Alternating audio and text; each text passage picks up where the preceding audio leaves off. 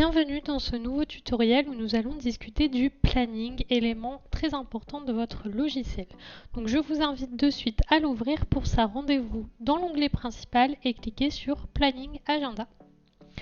Voilà comment se présente le planning lorsque vous l'ouvrez de manière standard.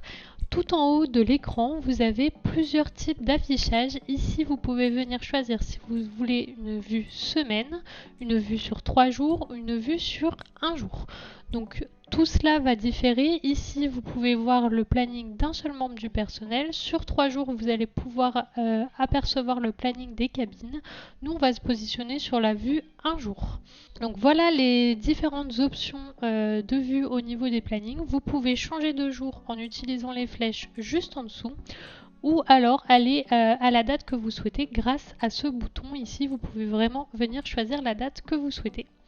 Vous pouvez aussi décider d'afficher toute la journée, uniquement le matin ou uniquement l'après-midi. Tout à gauche du planning, vous avez ce petit bouton qui peut être très utile. Lorsque vous cliquez dessus, vous allez en fait avoir uniquement la liste des rendez-vous sans avoir une vue planning sur la plage de date que vous sélectionnez juste ici. Vous pouvez choisir d'afficher ou non les rendez-vous non honorés et ça peut être très important pour vous, notamment si vous pensiez mettre des SMS ou des emails de rappel, puisque si vous indiquez bien dans le logiciel quels rendez-vous ont été non honorés, on regardera après comment faire, et bien vous pouvez dire au logiciel d'estimer la perte des rendez-vous non honorés donc sur une période passée. Donc là par exemple je vous ai fait un petit exemple, je choisis d'afficher les rendez-vous entre le 1er septembre et le 5 septembre, donc aujourd'hui. Hier j'avais un rendez-vous non honoré. Si je clique sur estimer la perte des rendez-vous non honorés, le logiciel me dit que j'ai perdu 60 €. Donc là il n'y a qu'un seul rendez-vous, mais si vous en avez plusieurs, pensez bien à les indiquer comme non honorés dans le logiciel, notamment pour ça, mais aussi pour avoir un suivi sur votre fiche client. Vous pouvez aussi estimer à l'inverse les gains à venir. Donc si vous avez des rendez-vous qui sont placés à l'avance, ce qui est plutôt logique normalement pour vous, vous pouvez mettre une plage de date qui est supérieure à la date d'aujourd'hui et demander au logiciel combien, avec les rendez-vous déjà pris, combien vous allez normalement gagner. Donc voilà ce que vous permet de faire le bouton qui est juste ici pour rappel. Donc nous on s'est positionné en vue 1 jour, je n'ai qu'un seul employé donc du coup je tombe automatiquement sur le planning de mon employé, mais si j'ai plusieurs employés en fait le planning sera tout simplement divisé en deux avec les différents affichages des différentes personnes en 2, en 3 en fonction du nombre d'employés que vous avez. Donc du coup, voilà comment se présente un planning. Il est vide et en fait les plages qui sont grisées ici sont celles que vous avez déterminées dans le planning de votre membre du personnel. Par exemple, moi j'ai indiqué que Brad Pitt le mardi, il commençait à 8 h et il finissait à 17 h. Donc automatiquement les autres plages sont grisées car non disponibles. Et je n'ai pas mis de pause entre midi et 2. Pour le planning, vous avez différents boutons ici à droite et juste ici. Le petit gâteau d'anniversaire vous permet de savoir quels sont les anniversaires du jour parmi vos clients. Ici, grâce au téléphone, vous allez pouvoir taper le numéro de quelqu'un pour savoir à qui appartient ce numéro. Donc c'est utile si par exemple, des fois entre midi et 2, vous ne travaillez pas, quelqu'un appelle, vous voulez savoir qui c'est au cas où c'est un client avec qui vous avez eu un souci, vous pouvez très rapidement taper le numéro de téléphone pour savoir qui est-ce. Nous là aujourd'hui dans le tutoriel on va voir quelques boutons, donc le plus qui vous permettra d'ajouter un rendez-vous, le crayon qui va vous permettre de le modifier, ce bouton qui va vous permettre de supprimer un rendez-vous et ensuite le bouton qui va vous permettre de l'indiquer comme non honoré.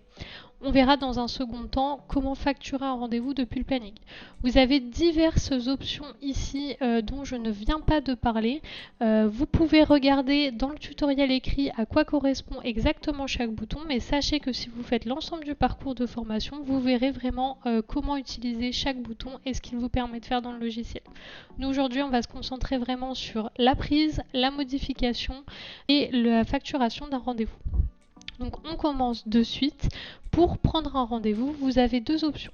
Soit vous venez cliquer sur le petit plus, soit dans le planning qui s'affiche, vous venez double-cliquer là où vous souhaitez prendre un rendez-vous. Le logiciel vous demande est-ce que vous souhaitez prendre un rendez-vous.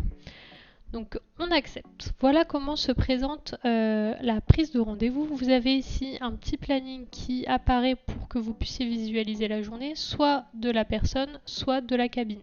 À vous de voir ce que vous préférez. Donc tout en haut, vous avez bien sûr la date du rendez-vous ainsi que l'heure. Vous verrez que l'heure va se modifier en fonction, l'heure de fin va se modifier en fonction de la prestation que je vais venir choisir ici. Mais vous pouvez la modifier à la fin si, par exemple, c'est une cliente que vous connaissez bien et vous savez que ça prend un peu plus de temps. Ou alors à l'inverse, que ça prend un peu moins de temps. Tout reste modifiable. Ici, vous allez pouvoir venir indiquer le nom de votre client. Donc vous pouvez taper quelques lettres, hein, vous aurez la liste qui apparaît et donc les infos clients vont se renseigner seuls. Donc ici c'est toutes les infos qui sont dans ma fiche client. Donc je vois le numéro de téléphone, l'adresse email, le code postal. Je vois aussi que cette cliente a une préférence pour Brad Pitt en tant qu'employé et je vois le commentaire de la fiche client ici. Vous avez plusieurs petits boutons. Ce bouton vous permet d'ajouter le client, donc moi j'ai tapé directement le nom, mais sinon vous pouvez passer par le petit plus ici. Si vous cliquez ici, vous afficherez la fiche client de la personne sélectionnée, bien évidemment. Le petit cœur me permet de voir que la préférence de cette cliente est Brad Pitt, c'est indiqué aussi ici. Hein. Ici, vous voyez les rendez-vous non honorés du client. Donc par exemple, cette cliente, si je clique ici, je vois que le 4 septembre 2023, elle n'est pas venue et ne nous en a pas informé, on lui a envoyé un mail. Donc du coup, ça vous permet, comme je vous disais tout à l'heure, d'estimer vos pertes au niveau des rendez-vous non honorés, mais aussi d'avoir un suivi. Si là, vous vous rendez compte que la cliente, elle a plusieurs rendez-vous non honorés, etc., peut-être que vous allez lui demander un acompte, peut-être que votre comportement va être différent. Donc n'hésitez pas à regarder si vous voyez ce petit bouton s'afficher. Si votre client n'a pas de rendez-vous non honoré, ce bouton ne s'affichera pas. Et ensuite, vous avez un petit agenda ici qui vous permet en fait tout simplement de récupérer les prestations du dernier rendez-vous ou d'un autre rendez-vous. C'est pour les clients qui viennent faire régulièrement la même chose. Si vous voulez gagner un peu de temps dans la prise de rendez-vous, vous pouvez très bien reprendre les rendez-vous précédents. On sait qu'il y a beaucoup de clientes qui font les mêmes prestations de manière régulière. Donc voilà ce qui vous permet de paramétrer. Vous pouvez aussi indiquer au logiciel que c'est un rendez-vous d'abonnement. En fait, le logo apparaîtra, enfin le rendez-vous apparaîtra avec un petit logo d'une flèche bleue qui tourne.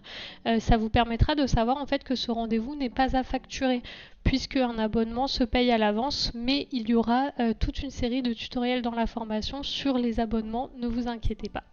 Vous pouvez aussi venir indiquer s'il s'agit d'un rendez-vous qui sera payé avec un bon remboursable ou un chèque cadeau. C'est à titre informatif. Vous viendrez bien sûr choisir le mode de paiement quand vous facturerez le rendez-vous. Donc ici, on a donc complété tout ce qui concernait le client. Je vais donc voir toutes mes catégories de prestations. Alors, nous, dans le logiciel, pour le moment, on n'en a qu'une, donc il n'y en a qu'une qui s'affiche. Mais de votre côté, si vous en avez créé plusieurs, elles s'afficheront toutes. N'hésitez pas à faire en même temps que moi sur votre logiciel.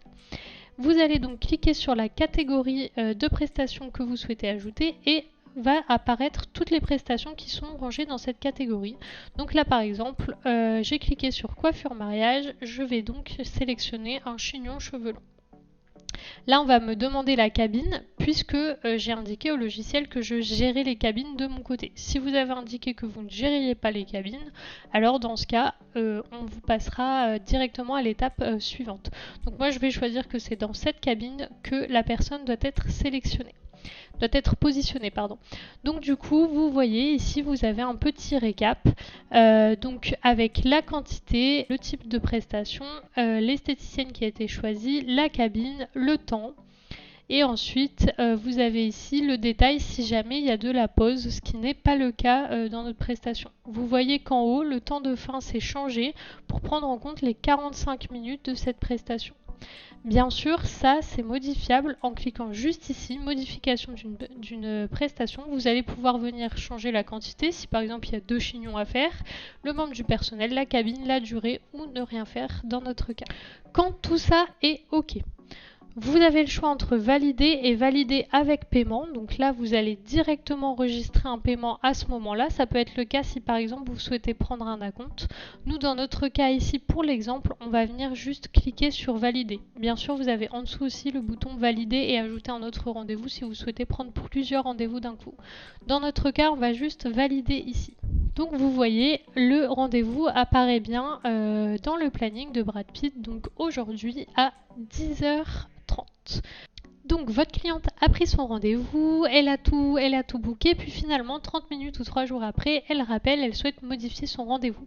Pour ça, rien de plus simple, vous allez venir cliquer une fois sur le rendez-vous, puis cliquer sur le bouton jaune de modification et vous allez voir la fenêtre de prise de rendez-vous initiale va se réouvrir et là vous allez pouvoir faire toutes les modifications que vous souhaitez, le temps, la prestation, etc. Une fois que vos modifications sont faites, vous n'avez plus qu'à valider à la fin comme lorsque vous avez pris le rendez-vous initial et toutes les modifications seront prises en compte. Donc, votre cliente a pris son rendez-vous, elle est venue, elle a fait sa prestation, tout s'est très bien passé et maintenant vous souhaitez facturer le rendez-vous. Pour ça, comme pour la modification, vous allez venir sélectionner une fois le rendez-vous, puis cliquer sur le bouton ici avec un petit billet qui va vous permettre de le facturer. Là, le logiciel va vous demander si vous souhaitez encaisser un rendez-vous ou plusieurs rendez-vous. Sachez que si une cliente a pris plusieurs rendez-vous dans la même journée, vous pouvez venir cliquer sur encaisser plusieurs rendez-vous. Dans notre cas, on va choisir encaisser un seul rendez-vous. Donc là, vous allez voir, le logiciel va reprendre l'intégralité des informations qu'on avait mis dans notre prise de rendez-vous.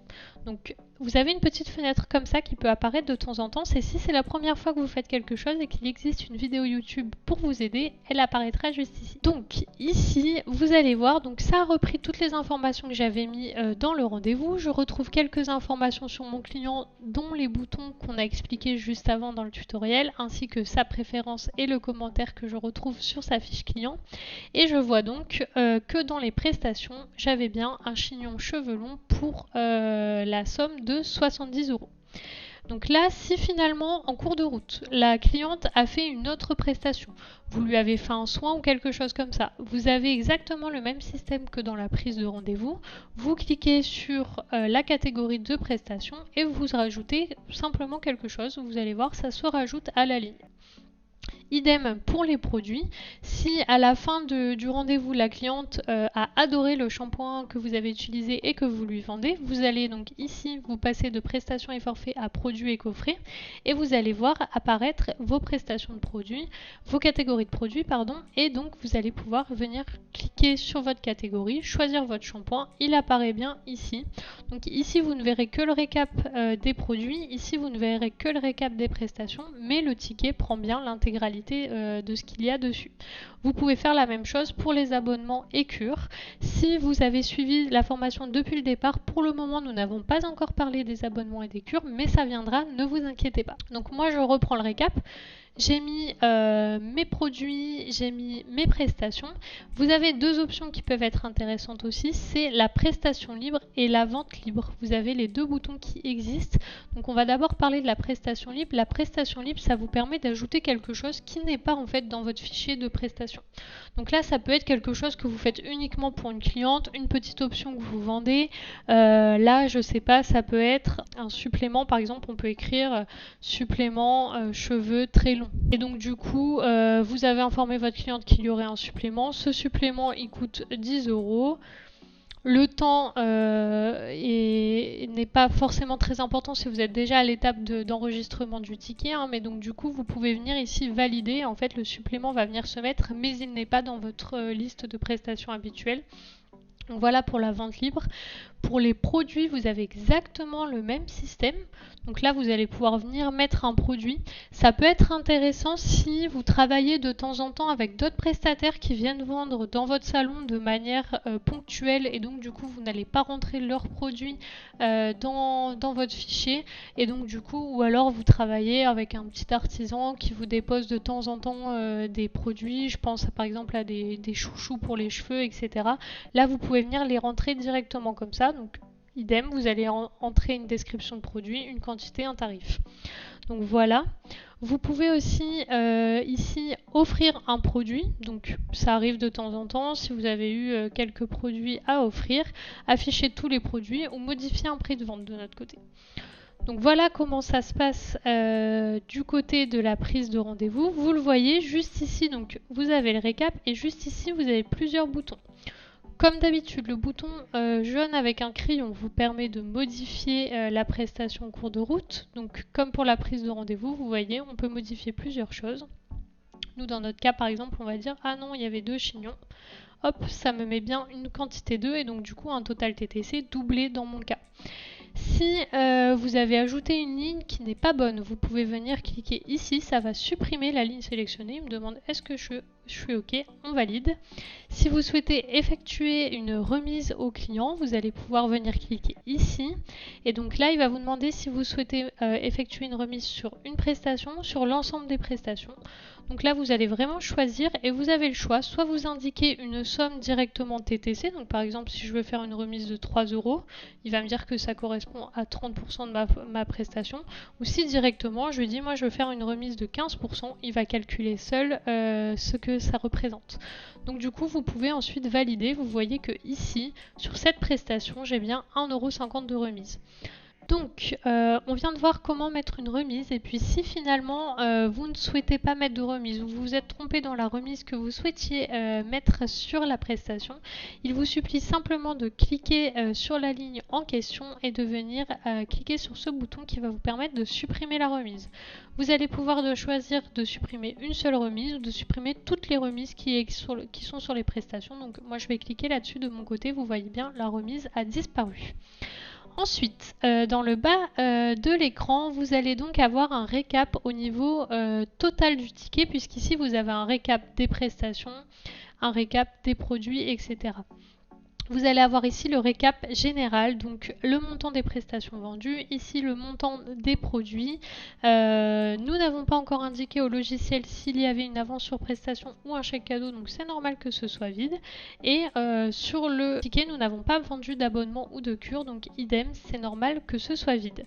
Vous pouvez cliquer juste ici pour rechercher un chèque cadeau que votre client aurait à utiliser si vous souhaitez lui en ajouter un, ou alors on pourra le voir juste après au moment de régler le ticket. C'est comme vous le voulez. Vous avez 2 options qui vous permettent de mettre le ticket en attente. Nous allons en discuter dans la suite de la formation. Sinon, de manière générale, vous allez pouvoir cliquer sur enregistrer et régler le ticket. C'est ce qui vous permet de tout simplement passer à l'étape facturation, ou alors enregistrer et vendre un chèque cadeau si le client souhaitait acheter un chèque cadeau en même temps que ce passage. Donc du coup, on va stopper le tutoriel ici et on se retrouve dans un prochain tutoriel où nous allons discuter de la facturation, de comment choisir son mode de règlement, etc. Donc tout comme si on cliquait sur le bouton enregistrer et régler le ticket, on vous montrera aussi comment enregistrer uniquement un ticket de vente. Donc du coup, je vous invite à faire les exercices qu'on vous propose sur le tutoriel pour le mettre en application et à poursuivre la suite de la formation.